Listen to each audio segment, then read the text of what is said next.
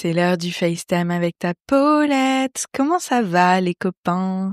Moi ça va très bien. Figurez-vous que ce soir je fais un mini-golf avec ma pote Léa, donc je suis pas certaine que ça pourra aller mieux que ça. Soyons honnêtes. Vous vous rappelez que cet hiver, je vous avais fait un épisode sur le fait de faire des activités entre potes. Ça vous avait pas mal plu cet épisode et j'avais eu plein de retours intéressants sur Insta notamment où vous me disiez faire la même chose et j'avais trouvé ça trop cool nos échanges. Et depuis vraiment, avec mes potes, on essaye de mettre ça en place.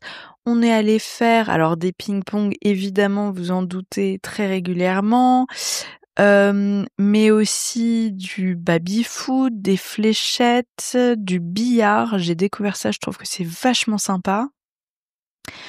Quoi d'autre? Avec ma pote Mathilde, on voudrait se faire une soirée vision board, à boire des coups, à découper des magazines en ayant une planche chacune de, vous savez, un peu en mode loi de l'attraction, manifestation et tout, de ce qu'on voudrait pour les années à venir. Donc on s'est dit qu'on allait se faire ça. Je trouve que c'est trop sympa. Un truc que je rêve de faire avec mes potes aussi, c'est, alors ne riez pas parce qu'il y a vraiment, je vais vous expliquer le concept après. Je voudrais faire une soirée perles. Les perles, c'était un truc que j'adorais petite avec mes copines. On passait des heures à choisir les bonnes couleurs et tout. Et j'adore l'état mental dans lequel ça vous met, cette sorte de concentration. Et à côté, l'esprit qui divague et qui continue d'avoir une conversation avec les autres. Je trouve que c'est ultra thérapeutique et je pense que ça pourrait vraiment être super bon délire de se faire une soirée vin, potin et perles. Je pense qu'il y a grave un concept. Donc cet hiver, mark my word, je ferai une soirée perles avec mes potes. Qu'est-ce que j'ai fait d'autre? J'ai fait des sessions sport. Ça, c'est toujours beaucoup trop sympa. J'avoue qu'il me manque encore à faire, malgré tout, une soirée à faire de la peinture, une soirée à faire de la poterie, ça me dirait trop. Et si vous avez d'autres idées d'activités, je suis grave preneuse parce que je pense qu'à un moment, on va peut-être un peu faire le tour des choses à faire en centre-ville, hein, parce que j'adorerais vous dire, j'ai fait une rando, mais j'habite à Montmartre. La seule rando que je fais, c'est littéralement sur le Montmartre et je la fais déjà tous les jours. Je suis pas certaine que ce soit la plus dépaysante qui soit pour moi. Ça me fait penser à un date fabuleux que j'ai fait à Los Angeles avec un mec qui m'avait amené passer la journée dans une petite rivière. On avait fait un pique-nique. Enfin, ça faisait vraiment, c'était génialissime. J'avais passé un trop bon moment. Et pareil, en termes de date, je pense que c'est une bête idée de faire des activités. Je trouve que c'est sympa, ça déstresse. Pour ceux qui ne boivent pas d'alcool, ça permet de éviter le sujet dès le premier rendez-vous du bar et tout. Je pense que c'est une bonne alternative pour ceux qui sont sobres. Enfin, franchement, c'est trop bon délire les activités en premier date. Et je vous recommande ça, mais à 300%. Donc voilà, ce soir, on va faire un mini-golf. Et j'adore le fait que ma pote Léa, vraiment, c'est l'une de mes potes avec qui j'ai 12 ans et demi à chaque fois que je la vois. Vous voyez ce que je veux dire? Genre, on a toutes les deux gardé nos âmes d'enfant, on n'a pas peur du regard des autres, et on adore raconter des conneries et faire des bêtises. Et je sais déjà, mais par avance, que je vais trop me taper des barres avec elle, donc j'ai trop hâte.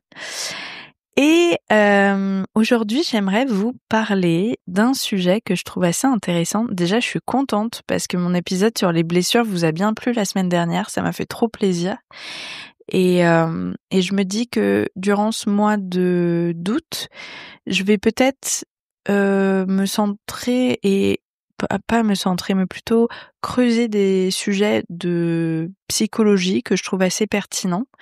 Donc dites-moi si ça vous intéresse. Si c'est pas trop le genre de contenu que vous aimez, n'hésitez pas à me le dire parce qu'en vrai, je suis chez WAM solo à me creuser la tête sur moi ça me parle, mais j'espère que ça parlera aux autres. J'enregistre avec mon micro face à un mur, c'est quand même chelou comme concept. Donc franchement, si ça vous plaît pas, mais surtout dites-le moi, donnez-moi des alternatives. L'idée c'est que ça vous fasse kiffer, que vous passiez un bon moment. Donc n'hésitez pas à me le dire et que j'alterne à la limite. Vous voyez ce que je veux dire? Donc ouais, la semaine dernière, vous avez bien apprécié mon épisode sur les 5 blessures qui empêchent d'être soi-même et je crois que je vous avais dit que moi, je me retrouvais vachement à l'heure actuelle. Alors, de base, moi, clairement, la blessure qui prédominait chez moi, c'était celle de l'abandon et depuis quelques années, je pense que j'ai peut-être un peu plus travaillé sur le sujet et qu'une autre blessure s'est manifestée et a pris de l'ampleur, c'est celle de l'humiliation. Franchement, je n'y aurais jamais pensé, sauf que attendez, je vous trouve. Le descriptif me parle énormément. Je vous dis juste une phrase et vous allez comprendre. Attendez, je vais vous trouver la phrase qui m'a choquée. Ah merde! Oh, et puis j'ai pas envie de couper ces épisodes-là. Je mets une petite musique de salle d'attente en attendant de trouver. Tu, tu, tu, tu, tu, tu. Tu, tu, tu, tu, tu. Tu, tu, tu, tu, tu, tu. Oh putain, insupportable. Humiliation. Oh bah merde, non, je vais pas trouver. Bon bah c'est super. Bah c'est passionnant ce que je viens de vous raconter, non? Eh. Ah ouais, je sais, hein. Ça ouvre les yeux, ça ouvre l'esprit. Tout ça pour dire que en ce moment, je me reconnais plutôt dans le masque du masochiste, donc la blessure d'humiliation.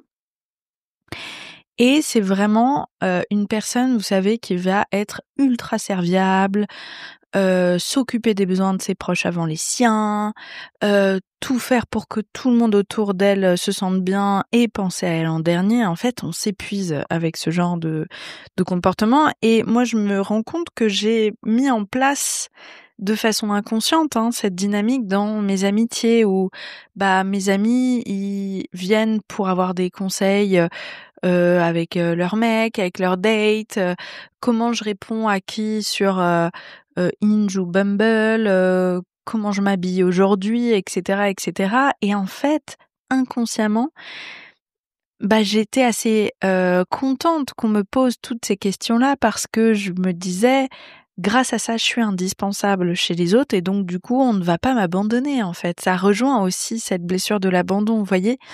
Et donc, je renforçais ce genre de comportement chez mes amis. Je me montrais ultra disponible, toujours prête à abandonner ce que je faisais en termes de taf, de machin, pour aider l'autre sur n'importe quelle question. Donc j'ai des potes qui m'appelaient toute la journée en FaceTime pour me raconter leurs problèmes et j'abandonnais toute ma life pour me mettre au service de l'autre, quitte à ce que ça me foute de la tachycardie, parce que j'absorbais un petit peu toutes les énergies, les émotions des autres, etc.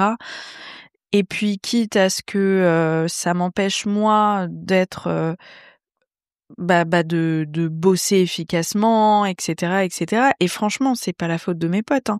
C'est ma faute à moi de ne pas mettre mes limites, de ne pas me prioriser, de pas tout ça, vous voyez. Mais en tout cas, je me suis rendu compte que j'ai mis en place cette sorte de dynamique dans mes relations amicales et qu'il y a un moment où ça ne sert plus personne et que c'est assez malsain sur la durée et que c'est une perte d'énergie de tous les côtés, de malade mental.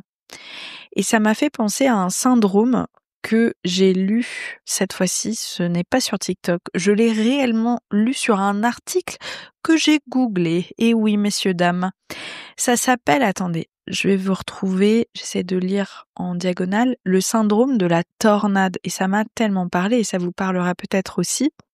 Et c'est vachement en lien avec cette blessure de l'humiliation. C'est quand tu as l'impression que tu dois gérer, assurer, anticiper, que tu tiens tout et tout le monde à bout de bras, et qu'au moment où tu souffles enfin, tu réalises en fait que t'es épuisé, que t'as oublié de t'écouter, et que t'as pas du tout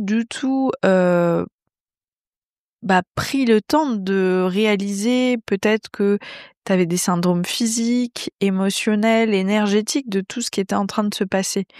Moi, je me rappelle de cette pote qui, et en fait, je l'ai compris après des années, elle a besoin de se mettre dans une situation où elle est au bord du burn-out. C'est un truc de fou. Quand je l'ai rencontrée, je me rappelle m'être dit, oh là là, si elle s'écoute pas et si elle ralentit pas un peu, elle va finir en burn-out. Ça m'a même préoccupée pour elle. Et je me rappelle d'un pote en commun qui m'a dit, t'inquiète, déjà, tu te mets dans un sorte de truc du sauveur-sauveuse, ce qui correspond à ce que je viens de vous raconter. Donc tu n'as pas à la sauver de quoi que ce soit, et en plus de ça, qu'importe ce que tu fasses, c'est une sorte d'adrénaline qu'elle recherche, une sensation d'être vivante en quelque sorte, et c'est vrai, après des années, c'est le genre de personne qui va en permanence tomber malade, avoir des extinctions de voix, mal au dos, choper n'importe quel rhume, qui va quand même continuer à bosser de fou malade, même en étant quasiment sur son lit de mort, voyez, qui va vous le dire, et donc vous vous inquiétez pour elle. Et puis qui, dans le fond, recherche cette sensation-là en permanence et doit culpabiliser, à mon avis, de prendre le moindre moment de pause pour elle. Et ce genre de personnalité et la mienne, on a un grand point commun. C'est que dans le fond, on fait ça, pour sentir qu'on est vivant, sûr.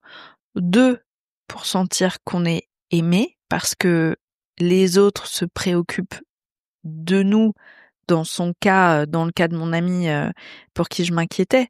Donc ça veut dire qu'on est importante à leurs yeux. Moi, dans mon cas, je me sentais aimée parce que mes potes venaient régulièrement m'envoyer des messages, c'est quotidien même, sur des questionnements de la vie, et donc je me sentais importante. Et le 3e point, et ça c'est un truc caché que j'ai lu dans cet article et qui m'a fait me dire waouh, putain, j'avais jamais pensé, mais c'est trop vrai. En fait, ça nous permet de nous empêcher, de rester dans le calme où tout d'un coup d'autres émotions pourraient jaillir. En fait, des émotions comme la tristesse, la solitude, la peur d'être oubliée, la peur de ne pas être importante, la peur de... vous voyez ce que je veux dire? Ces émotions un peu inconfortables. Et en fait, qui sont des émotions qui sont ultra nécessaires.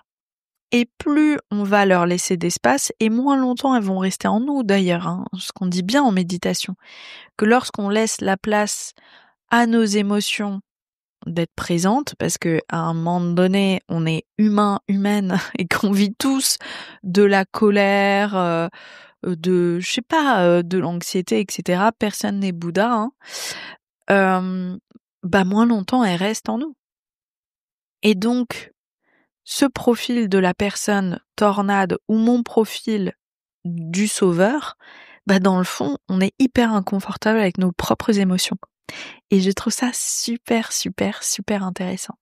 Et je m'en suis rendu compte d'ailleurs il y a 2 jours, je vous jure que j'avais pas réalisé ça, à quel point en fait, quand j'avais une sensation de tristesse en moi, ou de colère, j'avais l'impression de bien faire les choses en les mettant en sourdine, en les enfonçant encore plus à l'intérieur de moi. J'avais vraiment l'impression que je gérais la situation, en me disant regarde, pense positif, sois optimiste, va de l'avant. J'avais vraiment l'impression que je faisais la bonne chose, et en fait, j'ai réalisé que mais vraiment, encore une fois, je le répète, mais genre on est humain, il faut ressentir toutes ces émotions-là, et que ce sont juste des informations à l'instant T, et que ça nous définit pas, et que c'est pas bien du tout, en fait, de les refouler à l'intérieur de soi. Moi, j'étais en train de faire mon sport à Montmartre, et c'était quelque chose une activité que je faisais tout le temps avec mon père. Et ça fait vraiment très longtemps que je ne pleure plus, en repensant à mon père, à son décès, etc. Parce que honnêtement, et je pense que vous comprendrez si vous l'avez vécu, quand on a vécu un deuil, on a tellement pleuré qu'on est fatigué de pleurer, on en a sa claque de pleurer, et on n'a plus envie de ça, quoi. On a envie de passer à autre chose. Et donc, je marche dans les rues de Montmartre et tout d'un coup, je me rends compte que ça me crée de l'émotion, de la nostalgie, de me dire, punaise, ça, c'était vraiment un truc que je faisais avec mon père. En vous en parlant, vous voyez, je sens que ça me serre un peu la gorge, quoi, que c'est encore là. Et tout de suite, je sens un peu mes yeux qui s'humidifient et je me dis non, et je serre les dents et je ravale cette tristesse en me disant allez, écoute une musique positive, pense à autre chose, quoi. Mais c'est pas sain du tout. Enfin, je veux dire, si j'ai de la tristesse en moi, faut la laisser sortir 5 minutes et puis on passe à autre chose, quoi. Et j'ai réalisé qu'en fait, dans mon quotidien, je refoulais énormément en moi la tristesse et la colère. Et que c'est pas sain du tout. Et c'est pas sain du tout de se dire non, pense positif à la place. En fait, vous ne vous écoutez pas. Donc, ce que j'ai fait, ce que je trouve franchement assez efficace, ce que je vous recommande aussi, c'est que j'ai parlé à ma petite fille intérieure. Je me suis visualisée, moi, vers l'âge de genre 8 ans, me prendre dans les bras et de me dire c'est normal d'être triste et juste de m'écouter, quoi, de prendre soin de moi et de mes émotions. D'être mon propre parent, vous voyez, chose que mon père vraiment n'a pas fait avec moi et voilà, que c'est une vraie lacune que j'ai. J'ai eu un parent qui était défaillant totalement là-dessus et donc je comprends bien qu'à l'heure actuelle, pour aller mieux, pour me sentir bien dans ma vie, il faut que je sois mon propre parent. Parce que on a nos traumas, on est d'accord, mais en tant qu'adulte, c'est aussi notre responsabilité de prendre soin de ces traumas. Et donc voilà, et donc je me suis visualisée en marchant, en me faisant un petit câlin, quoi, à cette petite fille qui avait un peu envie de pleurer parce que son père n'était plus là. J'ai pleuré 2 minutes et ça allait mieux. Et ciao, fin de l'histoire, quoi. Donc voilà.